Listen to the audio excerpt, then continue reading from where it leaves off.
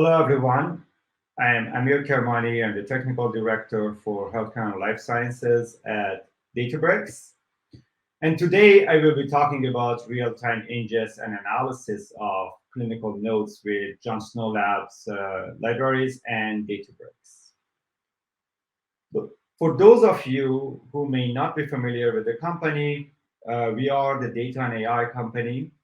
We have more than 5,000 customers across the globe. And we are perhaps most creators of open source projects like Apache Spark, Delta Lake, and MLflow. As a matter of fact, our partner John Snow Labs have built out industry-leading natural language processing capabilities that are native to Spark, and we have partnered with them to make those libraries compatible with Delta and highly performant in the Databricks Lakehouse Platform. So, what is the Lakehouse Platform? Databricks Lakehouse Platform combines the low-cost scalability and flexibility of data lakes with the performance and reliability of data warehouses. And at the core of this, what enables this combination is Delta Lake. The Delta Lake technology is what that provides the ability to build curated data lakes with the reliability, performance, and governance that we are expecting in data warehouses. Plus, adding that on, I need to go back. Sorry. I repeat this slide. Databricks Lakehouse Platform combines the low-cost, scalability, and flexibility of data lakes with the performance and reliability of data warehouses. At the core of this is Delta Lake technology that provides the ability to build curated data lakes with the reliability, performance, and governance available in data warehouses. At the core of it, Delta relies on Apache Spark and utilizes advanced caching and indexing methods that allow data engineers and practitioners to process all types of data at scale, which this includes capabilities missing from traditional data lakes, like, for example, schema enforcement, auditing, versioning, and fine-grained access controls. And Delta actually provides this capability to data lakes to be able to be audited. And this is really important in the context of healthcare, that often we are dealing with heavily regulated data sets. Also, the Lakehouse supports all workloads, from data engineering, BI reporting, and machine learning on the same platform. So often what we are seeing is support for advanced analytics and AI has been an afterthought in most of existing data architectures. On Lakehouse, machine learning and AI are first-class citizens. And finally, and it is very important, specifically in the context of healthcare, it is open. Delta Lake is based on open source and open standards to make it easy to work with existing tools and avoid proprietary formats. So there's also no vendor locked-in. So if you decide, for example, if you're on Databricks and you want to move away, you're not going to lose your data or all the assets that you have built in the past, or even the code that you have built, because it's based on open source Apache Spark. You can reuse that. And for healthcare, the importance of Lakehouse is even more pronounced. For us at Databricks Healthcare and Life Sciences team, what's the most exciting is how we get to work across the whole healthcare ecosystem. Across all of these different subsegments from providers, payers, and life sciences, we're seeing critical needs to work more effectively and extract more value from unstructured and semi-structured text data. These use cases range from clinical, for example, pathway optimization, to administrative, like prior authorization automation, all the way to life sciences use cases that we are seeing more and more, the need for support for unstructured data. We are seeing in pharmaceutical companies, for example, on the R&D side, processing PDF files from external or internal research to build the basis for knowledge graphs that researchers can easily access, all the way to supporting regulatory and coverage decisions. So why Databricks Lakehouse Platform for healthcare? One of the number one reasons I would say is healthcare is among the industries with the highest diversity in data modalities, ranging from structured legacy databases to unstructured data such as images and handwritten notes. Our Lakehouse platform has full support for all these data sources, and the ability to ingest those in a efficient way is what our customers seeing getting a lot of value out of. Another rising trend that we are seeing, and that is also the topic of today's talk, is that we are seeing in industry more and more customers in healthcare are using Databricks for real-time analytics, as Databricks both enables ingest of streaming data and serves those data directly to machine learning models. And finally, healthcare enjoys a very diverse practitioner workforce. Researchers, clinicians, IT professionals, they are all working on the same in the same organization often and work together. However, most of them, they have their own tooling and they have their own workflows that may not necessarily be able to work in the same existing platforms. Databricks Unified Analytics Platforms has support for all the personas, regardless of what kind of languages you're used to, or if you're a data analyst, data machine learning practitioner, data engineer, or researcher who are interactively analyzing data. Our Lakehouse platform supports those workloads, and this is one of the appealing factors that we are seeing specifically in healthcare. People are using the platform. And perhaps none of these are mutually exclusive. There are customers that have unified data engineers, business analysts, and data scientists on Databricks. And these teams are coming together to ingest, let's say, streaming unstructured data to support use cases such as, for example, digital patient engagement. So let's take a step back and what are we solving for with the Lakehouse architecture? In reality, especially in a more of an enterprise and more established companies, unless, if you are a new startup, you may not deal with this problem, but for the most part, the companies are living with some tech debt, and they have legacy systems built for data warehousing and other purposes that simply don't serve a world of massive streaming unstructured data. And this is actually very interesting in the context of enterprise, because the longer the company has been around, the more data that they have, and it is a very valuable asset. But because of these siloed data sets, you end up having these data ponds that they don't talk to each other. And as we know, the big value of data is the linkage that you can get from the data sets. So the problem that most companies are facing with is integration of these data silos.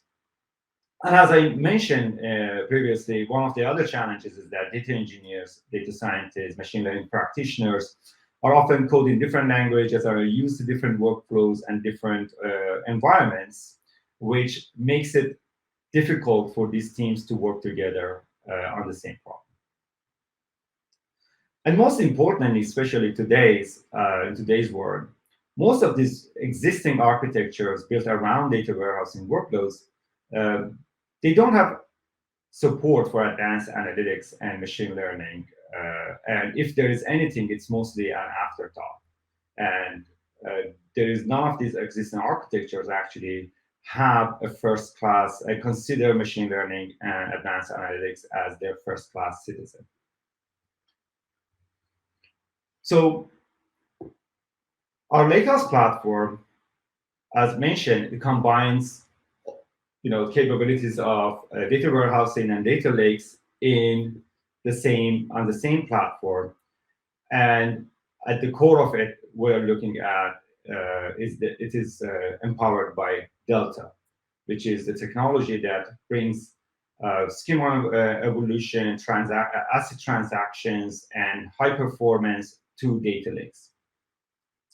I want to double click here in the context of healthcare, how important Delta is. One of the facts that Delta, for example, you have the time travel.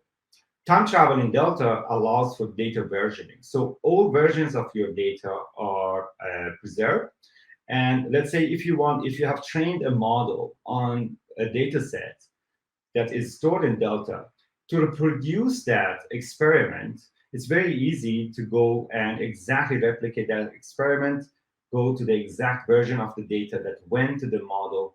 And when you combine that with the other capabilities, for example, MLflow that we have that traces all the life cycle of machine learning, that closes the loop of reproducibility all the way from the raw data to the product to, in this case, for example, is the machine learning model.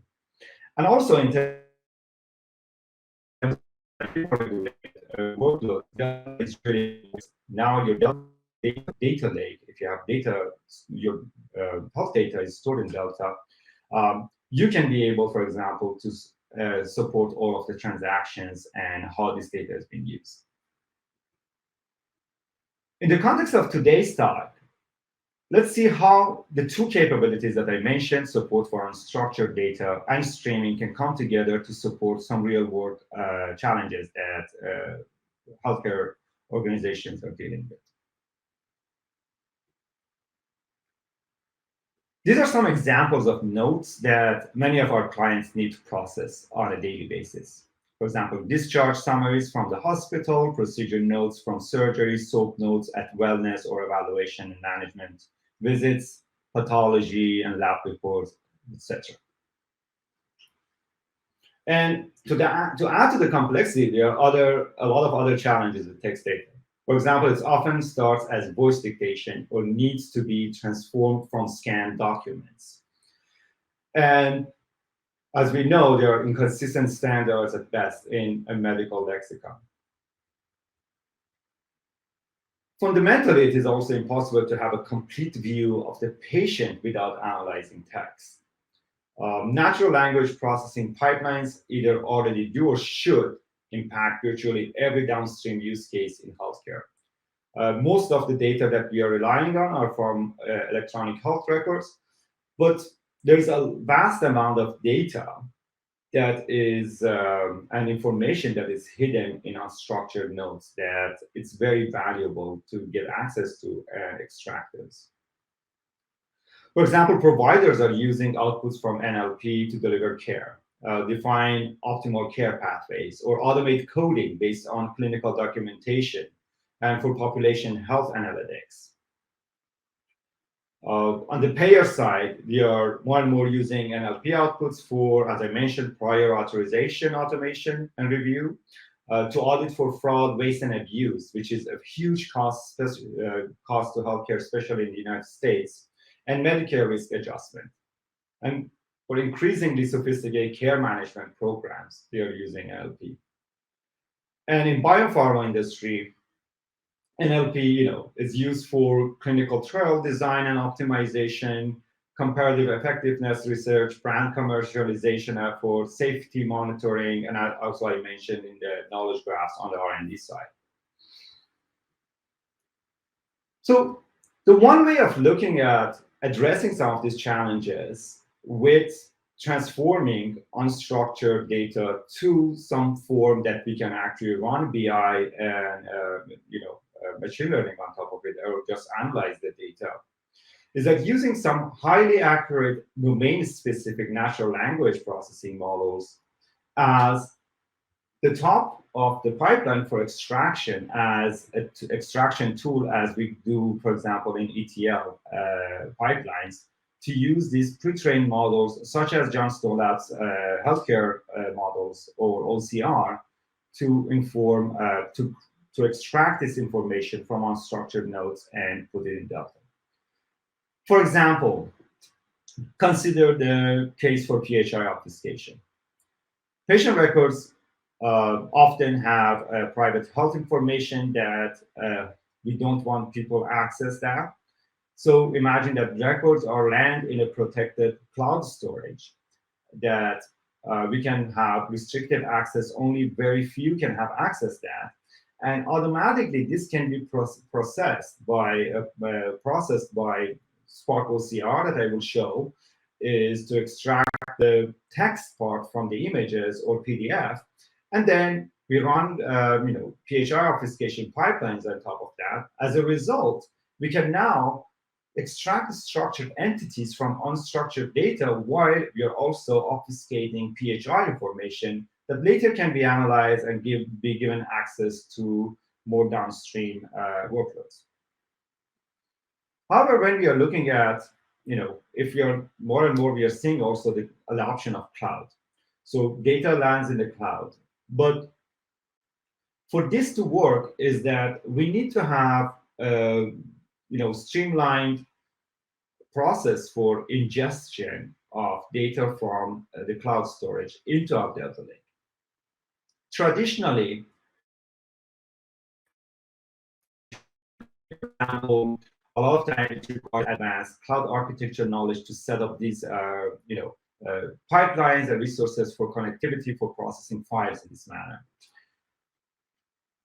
Also, we want to make sure that all data is processed and to avoid duplication in processing.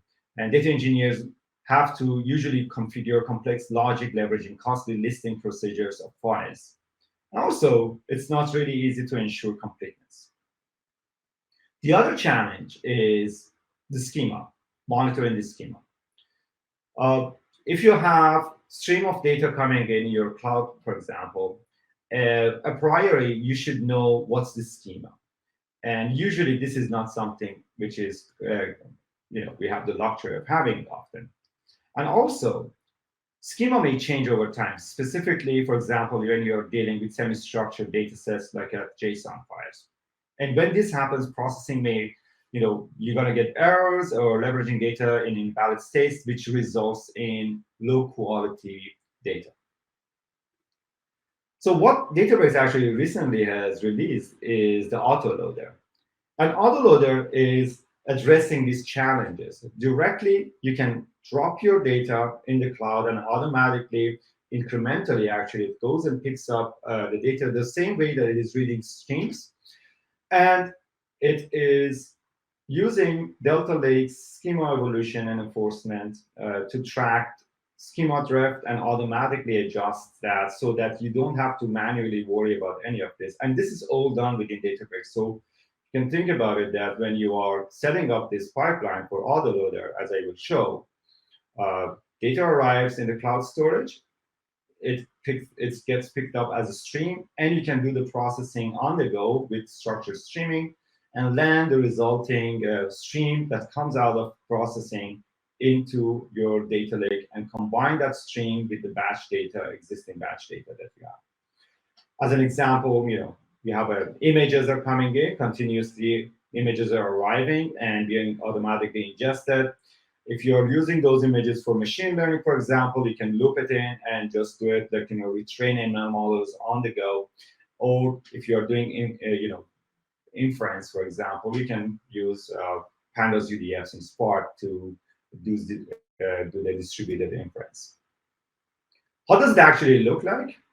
It's very simple. It's just one line of code. You either in Scala or Python, you can just, the same way that you're reading Spark stream, that now you specify format to be cloud file.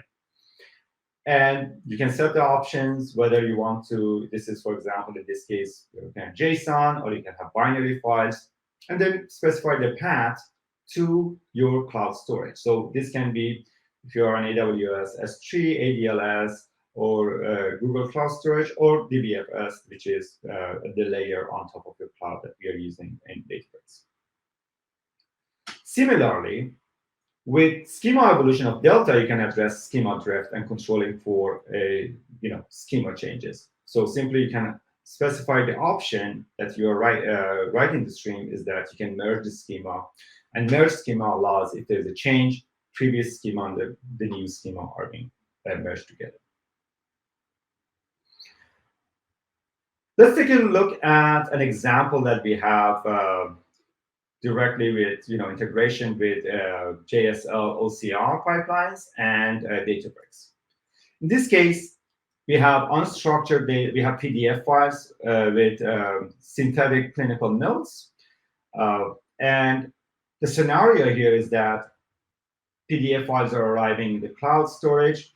and I want to extract some of the entities for analysis. Let's say I want to build a dashboard on the go to see the change as the data arrives. At the same time, also I want to build a PHI obfuscation pipeline. Simply, I'm reading this data. I specify the path to where the binary, the PDF files are. And here you see on the right that this is the actual PDF, how it looks like. Next thing, I will set up the OCR pipeline using Johnstone Labs Spark OCR. Next step is using the clinical, pre-trained clinical models from JSL.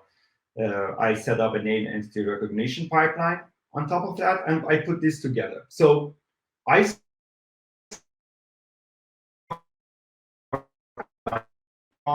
stream data. As you see, this is actually processing that on the go. As data comes in, the stream is the OCR pipeline and LLP pipelines are acting in real time to extract those entities. So when I'm looking at, for example, if I want to visualize any of this text, this is what the tagging that you get from our NLP, the clinical NAIR model. But also, let's say I now want to do some, analysis. So I have my results. I want to get, for example, look at some distributions of some of the entities on the go as it's coming. So if I start that, the result of stream is displayed this way, and I can visualize it as on the go too. So as you see, this is the stream of the data coming in. So as if I add a new PDF or I have different files added to this, in real time, it will send a signal, it gets picked up from the cloud, it goes through the pipeline that is set up from OCR, NLP, and name entity recognition pipeline. And then I can look at these distributions and they can change in real time. If this is a table that I want to now write it into Delta, I can just simply write stream. So again, you can imagine that raw data is coming in unstructured format. In real time, it is written into my Delta Lake that can I use directly. I can use SQL, for example, against these tables if I have database, for example, for sort of BI and analytics workflows. The same way I can set up a PHI obfuscation pipeline. Again, I'm using combination of OCR and NLP for PHI, automated PHI obfuscation.